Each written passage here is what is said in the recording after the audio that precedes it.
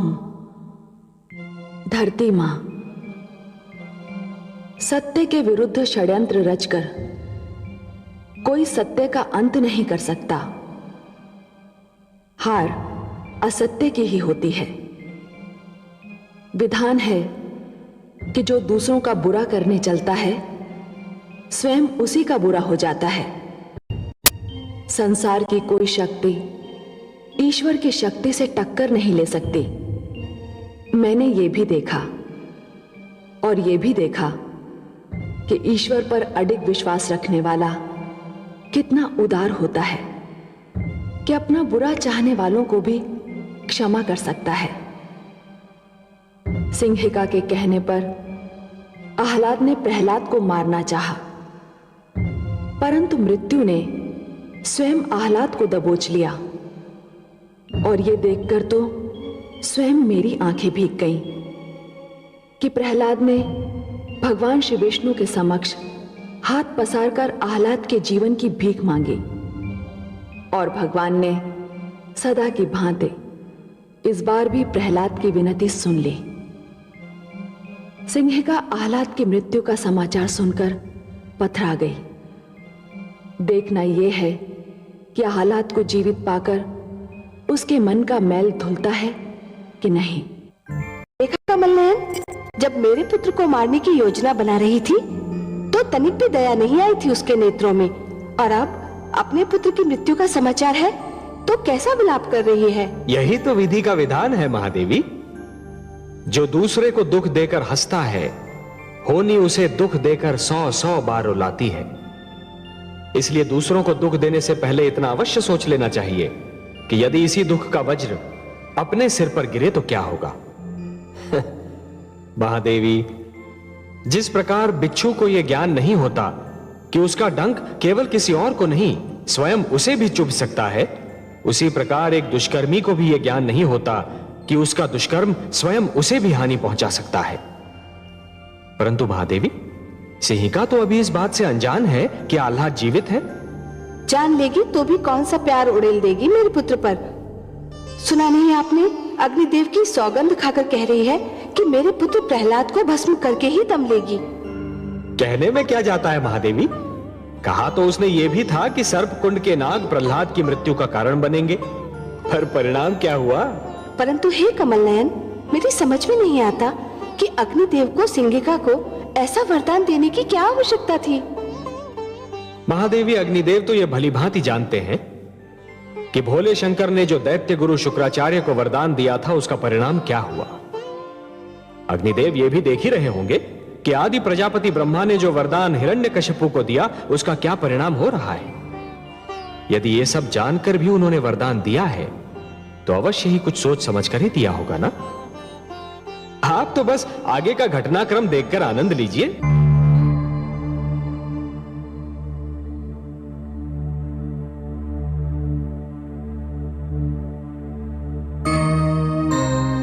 युवराज, आप जीवित हो उठे? हाँ महामंत्री, मैं काल के जाल में समा कर लौट आया।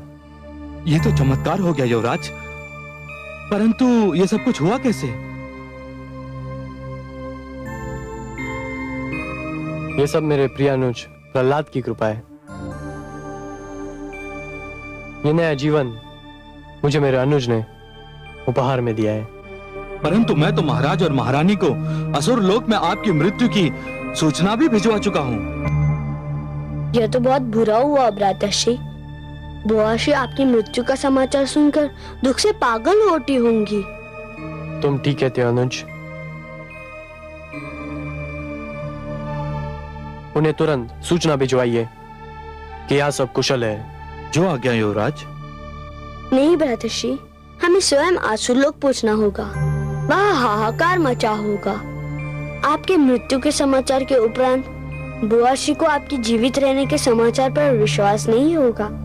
उन्हें विश्वास उसी समय होगा जब वो अपनी आंखों से आपको जीवित देखेंगी। कितना सुख होगा उन्हें आपको देखकर।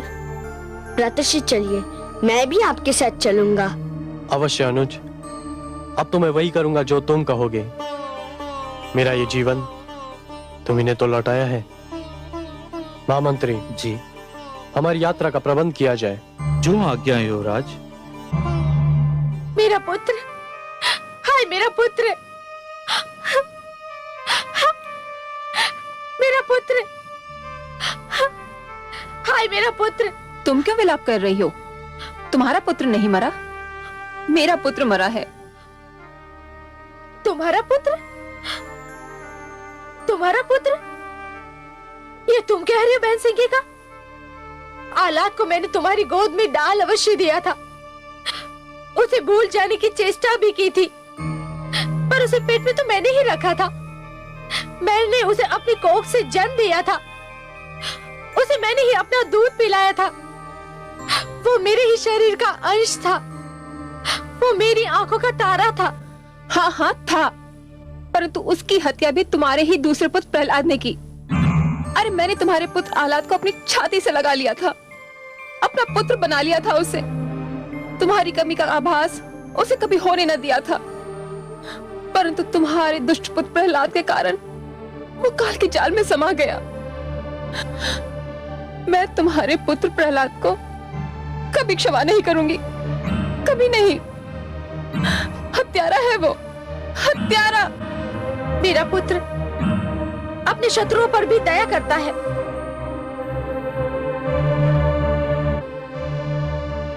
अपने बैरियों का भी आदर करता है। वह कैसे अपने भाई का हत्यारा हो सकता है? पर वो हत्यारा है महारानी, हत्यारा है वो। उसी ने आह्लाद की हत्या की है। हाँ हाँ, उसी ने आह्लाद की हत्या की है। मैं प्रहलाद का सर्वनाश कर दूंगी, मार डालूंगी मैं उसे। मैं उसके शरीर को जलाकर भस्म कर दूंगी। नहीं माते, माते इधर देखो, मैं जीवित हूँ। पुत्र, पुत्र,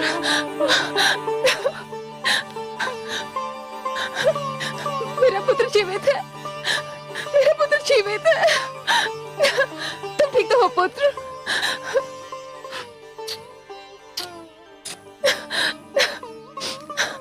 महाराज देखिए, मेरा पुत्र जीवित है, जीवित है मेरा पुत्र।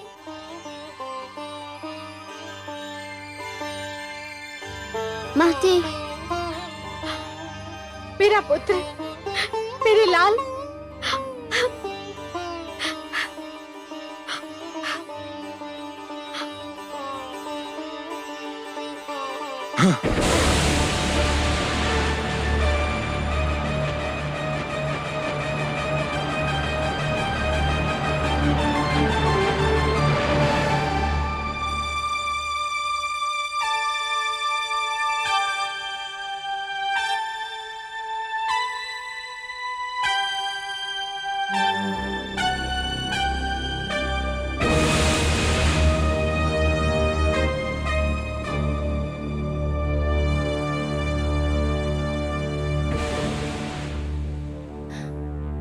दूर रहे मुझसे दुष्ट। ये आप क्या कह रही है माताश्री? मेरे प्रिय अनुज प्रहलाद ने तो मुझे जीवन दान दिया है। मैं तो केवल आपको अपने जीवित रहने का समाचार भिजवा रहा था, पर अनुज प्रहलाद ने अनुरोध किया कि मैं स्वयं चलूं और एक माता अपने पुत्र को जीवित देख ले। आप इसे झिड़क रही हैं? ये तो पुरस्कार का अधिकारी है। आपने मेरे अनुज को कुछ भी कहा तो मुझे बहुत दुख होगा माताश्री, बहुत दुख होगा।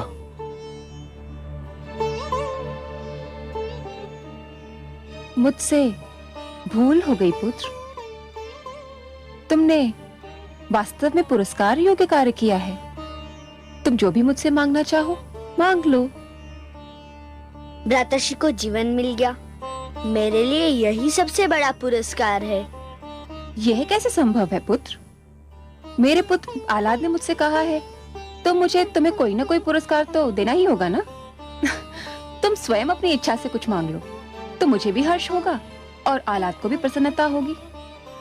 अब संकोच न करो पुत्र, जो जी में आए वो मुझसे मांग लो। यदि आपकी यही इच्छा है तो मुझे अपना वह चमत्कार दिखा दीजिए जिसके चारों ओर चर्चा है।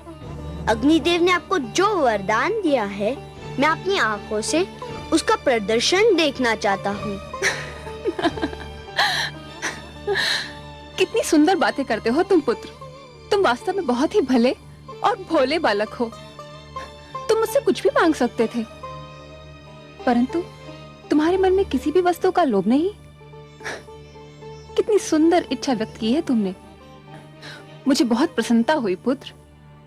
मैं अवश्य ही तुम्हें अपने वरदान का प्रदर्शन दिखाऊंगी। कब? मैं बहुत व्याकुल हूँ देखने के लिए। पुत्र, मदनोत्सव सिर पर खड़ा है। उस दिन सारे असुरलोक में हर्षोल्लास होता है। समस्त नर नारी नृत्य करते हैं, मदिरा जल की भांति बहती है, सब रंग खेलते हैं और एक साथ भोजन करते हैं। बस उसी दिन मैं तुम्हें अपना चमत्कार दिखाऊंगी। मैं तुम्हें उस दिन एक और चमत्कार भी दिखाऊंगी। क्या बुआ श्री? उस दिन एक ऐसा अनुपम दृश्य दिखाई देगा जिसे संसार कभी भुला ना पाएगा। उस दिन का वही विशेष आकर्षण भी होगा। मदनोत्सव की रात्रि मैं तुम्हें साथ लेकर अग्नि में प्रवेश करूंगी।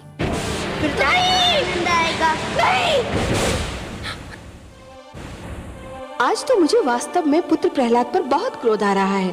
भोलेपन का यह अर्थ तो नहीं कि कोई जानबूझकर मृत्यु की गोद में जा गिरे। क्या हुआ महादेवी? सुना नहीं आपने? दुष्ट सिंगिका पुत्र प्रहलाद को गोद में लेकर अग्नि में प्रवेश करना चाहती है और पुत्र प्रहलाद ये समझ रहा है कि ये खेल होगा। या वास्तव में सिंगिका उसे कोई चमत्कार दिखाना चाहती है? महादेवी, जिसके मन में खोट नहीं होती वो स्वयं को भी सच्चा समझता है और दूसरों को भी। पर ये तो भूल है कमल नयन, और मुझे भय है कि पुत्र प्रहलाद भी यही भूल कर रहा है। नहीं महादेवी, भूल प्रहलाद नहीं कर रहा है, भूल तो सिंहिका कर रही है। उसे इस बात का विस्मरण हो गया है कि वो एक भूल कर चुकी है, और जिसे अपनी भूल का विस्मरण होता है उसे उसका दंड अवश्य मिलता है। इतिहास रचा ही इसलिए जाता है महादेवी कि आने वाली पीढ़ियां ये देख सकें कि उनके पहले की पीढ़ियों ने क्या भूल की और वो उस भूल को ना दोहराएं। यदि दोहराती हैं तो दंड पाती हैं, दुख झेलती हैं। सिंहिका ने जो भूल की थी उसका दंड उसे मिला था, उसके पुत्र आह्लाद की मृत्यु के रूप में। परंतु जैसे ही उसने अपने पुत्र को जीवित देखा, उसे फिर से अपनी भूल का विस्मरण हो गया। इसलिए विश्वास रखिए महादेवी, सिंहिका को अपनी भूल का दंड फिर से मिलेगा। परंतु प्रहलाद को भी तो ये स्मरण रखना चाहिए था कि सिंगिका उसे क्षति पहुंचाने की चेष्टा कर चुकी है। जानता हूं महादेवी, क्षति पहुंचाने वाले को दंड देना तो बहुत सरल है, पर उसे क्षमा करना बहुत कठिन। और जो क्षति पहुंचाने वाले को क्षमा कर सकता है वो तो पूजनीय है, महान है।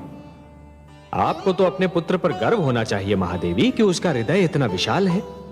मैं जानती हूँ कि मेरे पुत्र प्रहलाद का हृदय विशाल है, उसके विचार सुंदर हैं और वो किसी को भी क्षति नहीं पहुंचाना चाहता। फिर भी सब उसके पीछे पड़े हैं, इसीलिए तो मैं चिंतित हो उठती हूँ। उसके पास सिवाय कयाधु के है कौन? आपका आशीर्वाद है महादेवी, आपका आशीर्वाद। और जिसके साथ आप जैसी जगन माता का आशीर्वाद हो, उसे किसी से क्या भय हो सकता है? महादेवी, मैं तो आपको कई बार बता चुका हूं कि आपका आशीर्वाद ही प्रहलाद की सर्वाधिक महान शक्ति है।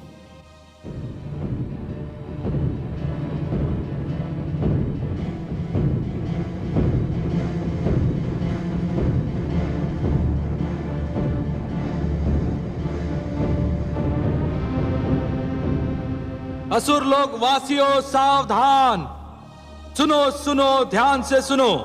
भगवान हिरण्यकशिपु ने घोषणा की है कि इस बार भी मदनोत्सव हर बार की भांति बहुत धूमधाम से मनाया जाएगा। भगवान हिरण्यकशिपु सदैव की भांति अपनी समस्त प्रजा के लिए मांस, मदिरा, नृत्यादि की व्यवस्था करेंगे। परंतु इस बार मदनोत्सव का विशेष आकर्षण होगा भगवान की छोटी बहन कामरूप देश की महारानी सिंघिका की ओर से उन्हें अग्निदेव के दिए हुए वरदान का महान प्रदर्शन। महारानी सिंघिका राजकुमार प्रहलाद को लेकर अग्नि में प्रवेश करेंगी। सारे असुर समुदाय का इस उत्सव में स्वागत है। आहा, ये तो चमत्कार होगा। इस बार मदन उत्सव का आनंद ही कुछ और होगा।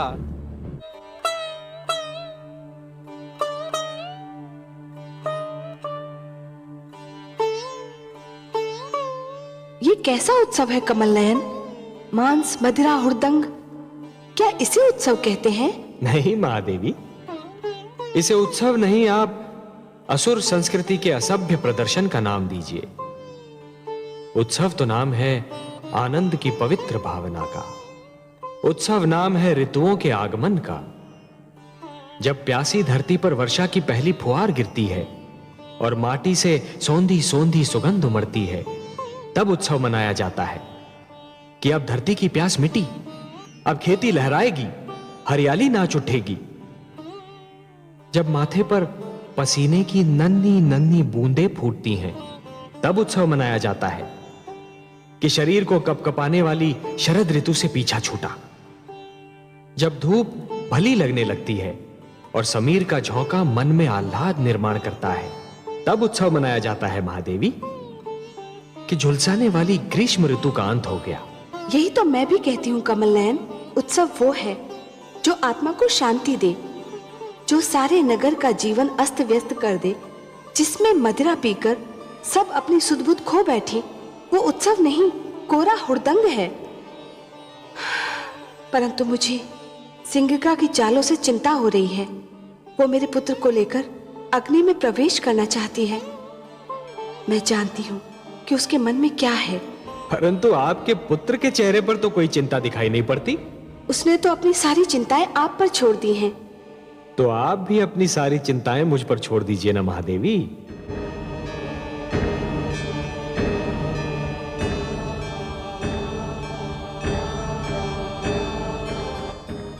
क्या हुआ भाभी श्री? मुझे बहुत चिंता हो रही है सिंघिका। किस बात की चिंता? तुम मेरे पुत्र को लेकर अग्नि में प्रवेश करोगी? तो क्या हुआ? मैं तो अग्नि में पहले भी प्रवेश कर चुकी हूँ और आप देख चुकी हैं कि अग्नि की लपटें मेरे शरीर को छू भी न सकी। तुम्हारी बात और है। अग्निदेव ने तुम्हें वरदान दिया है, फिर तब तुमने अकेले ही अग्नि में प्रवेश किया था। इस बार मेरा पुत्र प्रहलाद भी तुम्हारे साथ होगा। तो क्या हुआ? अग्निदेव ने तुम्हें वरदान दिया है, मेरे पुत्र को तो नहीं। अरे भाभी श्री, जब अग्नि मुझे नहीं छू सकेगी तो जो मेरे साथ होगा उसे कैसे छू सकेगी? उसे कुछ नहीं होगा।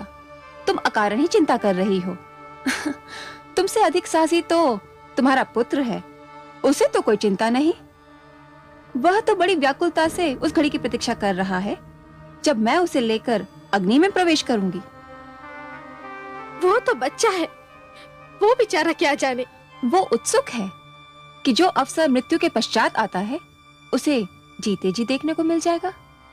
तुम उसकी चिंता छोड़ दो और जो होगा स्वयं अपनी आंखों से देख लेना। नहीं, मैं नहीं देख सकूंगी। अपने पुत्र को अग्नि में प्रवेश करते हुए देखना मेरे वश की बात नहीं।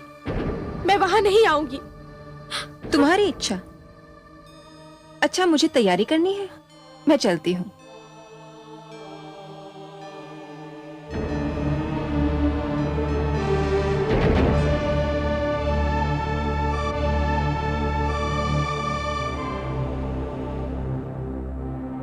माताश्री तुम्हें लेकर अग्नि में प्रवेश करने वाली है। मैं तो एक एक पल गिन रहा हूँ। शीघ्र आए वो घड़ी जब मैं वो चमत्कार देख सकूं। यदि तुम्हें कुछ हो गया तो? बुआ कहती है मुझे कुछ नहीं होगा, मैं उनकी रक्षा में रहूंगा। और तुम्हें विश्वास है कि ऐसा ही होगा? हाँ, अग्निदेव का वरदान है उन्हें। पर तुम्हें तो नहीं है। तुम्हें कोई चिंता नहीं? मैं तो इतना जानता हूँ कि वही होगा जो मेरे विष्णु की इच्छा है। फिर मैं चिंता क्यों करूं? इतना विश्वास है तुम्हें अपने विष्णु पर? इससे भी अधिक। क्या उन्होंने तुम्हें कोई शक्ति प्रदान की है? उन पर अटूट विश्वास ही तो मेरी शक्ति है। जो भी तुम्हारे विष्णु पर अटूट विश्वास रखेगा, क्या उसे शक्ति प्राप्त होगी? अवश्य भ्रातृश्री। संसार में तो सारा खेल विश्वास ही का है। विश्वास ही तो शक्ति देता है। मुझे भी दे सकता है? हाँ हाँ, तुम्हें भी दे सकता है। यदि ऐसा है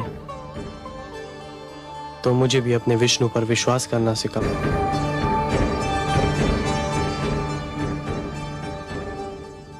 पुत्र प्रहलाद, तुम तैयार हो? हाँ बुआश्री, मैं कब से तैयार खड़ा हूँ। चलिए। चलो पुत्र। किंतु तुम्हारी माताश्री तो आ ही नहीं रही। क्यों? उन्हें भय लग रहा है। भय? किस बात का भय? उन्हें अग्निदेव के वरदान पर विश्वास नहीं है? मैंने भी उनसे यही कहा, किंतु उनका ये भय दूर ही नहीं हो रहा। मैं उनके पास जाऊंगा, मैं उन्हें लेकर ही आऊंगा। हमारी बात बीच में रह गई भ्रातृश्री। मैं उस शक्ति के विषय में इस प्रदर्शनी के बाद ही बताऊंगा। अच्छा अनुज।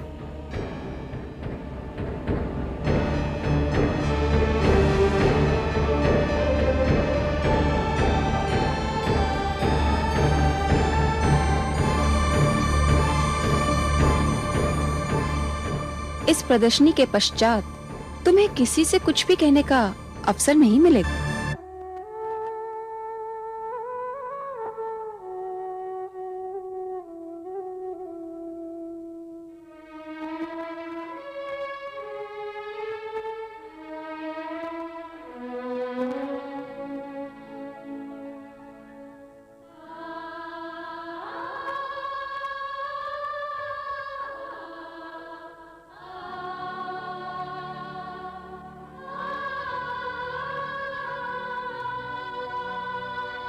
माते, माते, माते। पुत्र, बुआशी कह रही थी कि तुम प्रदर्शनी में नहीं आओगी। हाँ पुत्र, वो सत्य कह रही थी। परंतु क्यों? मुझे बहुत भय लग रहा है। भय? तुम एक साहसी पुत्र की साहसी माता हो ना? केवल माता हो पुत्र, और कौन माता अपने पुत्र को आग की लपटों में घिरा देखेगी? और तू भी तो मूर्ख है। तेरी जिस बुआ ने तुझे सर्पकुंड भेजकर मरवाना चाहा था, उस पर फिर विश्वास कर लिया तूने? मुझे बुआश्री पर नहीं, अपने वासुदेव पर विश्वास है। आप क्यों नहीं मेरे विष्णु पर विश्वास करती? करती हूँ पुत्र, करना चाहती हूँ। मैं ये भी जानती हूँ कि तुम्हारे जीवन पर अब तक जितने प्रहार हुए, उन सब से तुम बच निकले। परंतु पुत्र, तुम्हारे विरोधी बहुत ही शक्तिशाली हैं। मेरे विष्णु उनसे अधिक शक्तिशाली हैं। वह सदैव मेरी रक्षा करेंगे। पुत्र, ममता की भावना को तुम नहीं समझ सकते। सब कुछ समझते हुए भी मेरी ममता के पांव डगमगा जाते हैं।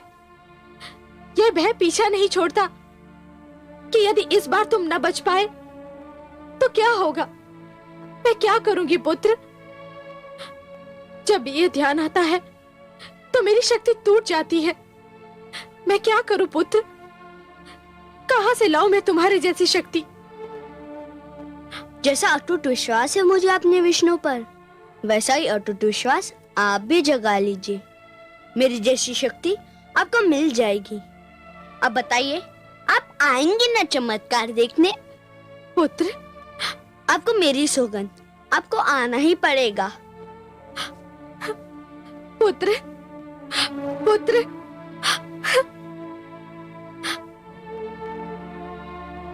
घातक, अत्यंत घातक। वो दुष्ट प्रहलाद दिन प्रतिदिन मेरे लिए घातक होता जा रहा है सिंगिका। आज तो मुझे भी विश्वास हो गया कि यदि प्रहलाद जीवित रहा तो मुझे भी अपने पुत्र आह्लाद से हाथ धोना पड़ेगा। मुझे प्रहलाद से उसकी बातचीत सुनकर भय लग रहा है भ्राताश्री, कि जिस प्रकार प्रहलाद आपसे विद्रोह कर रहा है, कहीं एक दिन उसी प्रकार मेरा आह्लाद मुझसे विद्रोह न कर बैठे। इसीलिए मैं उस दुष्ट के जीवन का अंत करना चाहता हूं सिंगिका,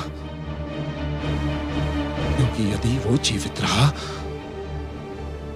तो दिन प्रतिदिन मेरे विरोधियों की संख्या बढ़ती जाएगी। और जो हमारे विरोधी होंगे वे हमारे भ्रातर्षि हिरण्याक्ष के हत्यारे विष्णु के प्रशंसक हो जाएंगे। मुझे तो यह भी आशंका हो रही है भ्रातर्षि, कि कहीं प्रहलाद मेरे पुत्र आह्लाद को विष्णु के प्रेम जाल में फांस न ले। भ्रातर्षि, मैं तो यही देखकर सहर उठी थी कि मेरा पुत्र प्रहलाद की बातों से प्रभावित हो रहा है। जानता हूं बहन, भली भांति जानता हूं। उस दुष्ट की वाणी बहुत सुंदर है। वो अपनी मीठी मीठी बातों से किसी को भी बहका सकता है। इसीलिए उसका अंत आवश्यक है। इसीलिए उसका अंत अत्यंत आवश्यक है। मैं आपसे सहमत हूं भ्राताश्री। विश्वास कीजिए, अग्नि के इस खेल से वो जीवित बाहर नहीं आएगा। मेरी शुभकामनाएं तुम्हारे साथ है सिंगिका, किंतु यदि वो जीवित रहा तो मेरा जीवन संकट में पड़ जाएगा। ऐसा नहीं होगा भ्राताश्री, मैं ऐसा होने नहीं दूंगी।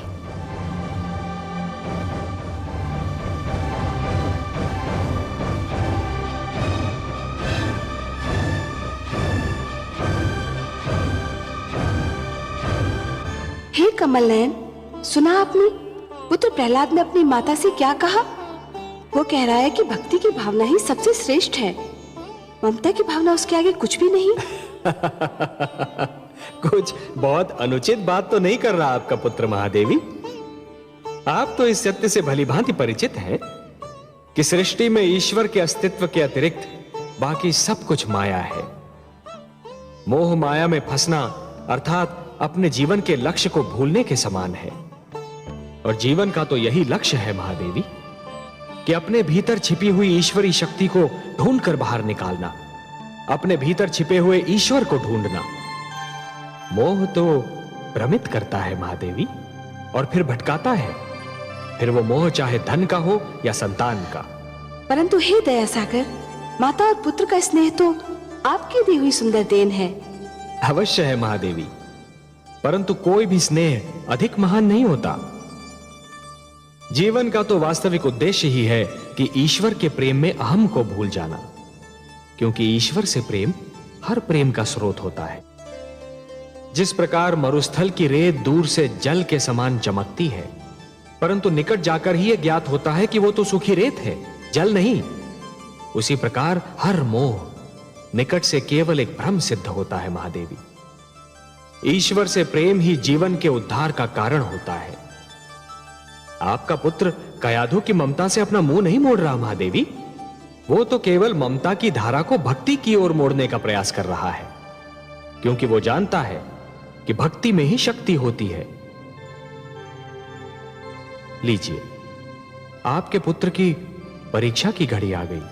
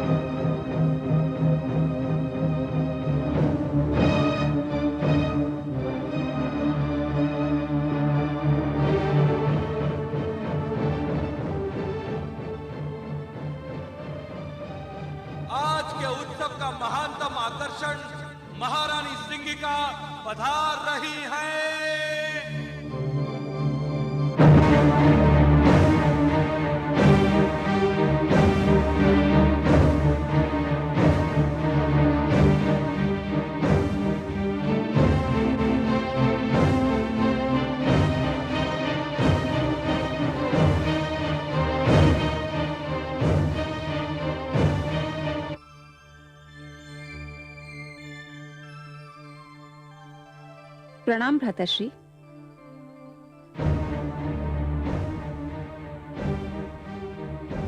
कहाँ है वो दुष्ट, मेरा बैरी, मेरा विरोधी? भाभी श्री को लेने गया है। वह इस उत्सव में आना ही नहीं चाहती थी, परंतु प्रहलाद चाहता है कि उसकी माता भी इस अनुपम दृश्य को देखे। अभी उन्हें लेकर आता ही होगा। सिंगिका, उसकी मृत्यु अत्यंत आवश्यक है, अत्यंत आवश्यक। इस बार वो बचना नहीं चाहिए। नहीं बचेगा भ्राताश्री। आज आप अग्नि की लपटों का अद्भुत खेल देखेंगे। वही अग्नि जो मेरे शरीर को छू भी ना पाएगी। देखते ही देखते उसकी लपलपाती जीभ प्रहलाद के शरीर को चाट जाएगी। कुछ ही पलों में उसकी कोमल काया को राख में परिवर्तित कर देगी और वायु के झोंके उस राख को उड़ा ले जाएंगे। महारानी का यादू, युवराज आह्लाद और राजकुमार प्रहलाद पधार रहे हैं।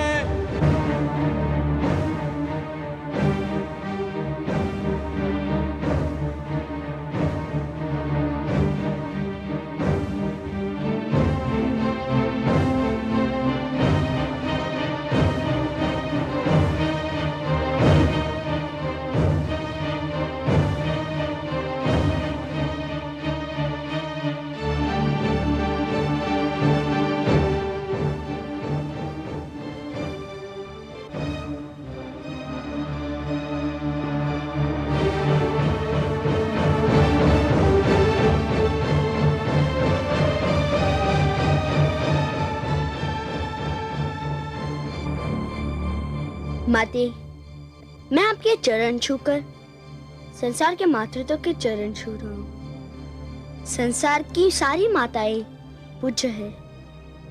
मुझे आशीर्वाद दीजिए माते। आयुष्मान भव पुत्र, आयुष्मान भव।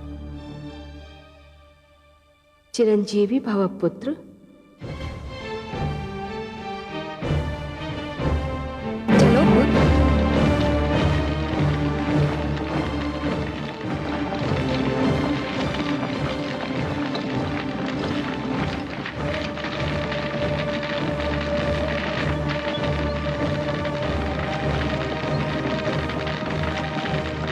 चलो पुत्र।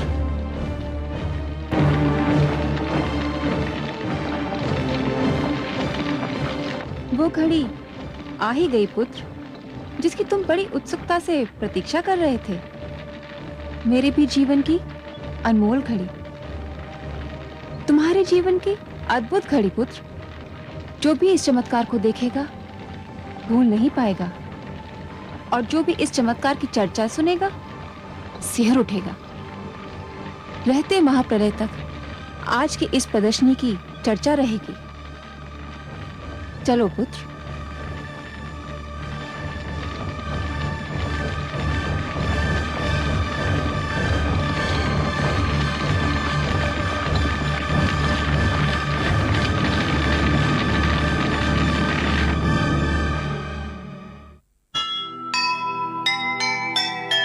पाप नहीं फलता कभी, यही जगत की रीत। पुण्य के पथ पर जो चले, सदा उसी की जीत। जिसके मन ईश्वर बसे, आँच न उस पर आए। जग बैरी हो जाए पर उसको मार न पाए, उसको मार न पाए।